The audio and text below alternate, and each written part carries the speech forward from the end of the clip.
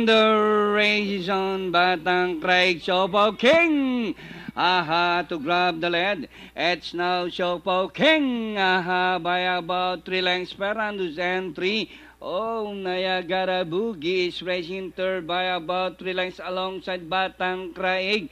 Is standing strong. Lakota is pure fine left, while Magnetic is running at the tail of the field by about 8 to 9 lengths of the leader. Back to the front runner, Siopaw King. Aha! High bowling in front by about 6 lengths. Niagara Boogie is now running in second, and Fernando's entry is racing third by Darrell. Fine Blab standing strong. Magnetic as they race the final corner. Siopaw King, aha, by about 3 lengths. Niagara Boogie, Fernando's entry, and Magnetic is running by Darrell with the last 200 meters more to run. Siopaw King, Niagara Boogie burning the tracks to grab the lead and nearing the finish line.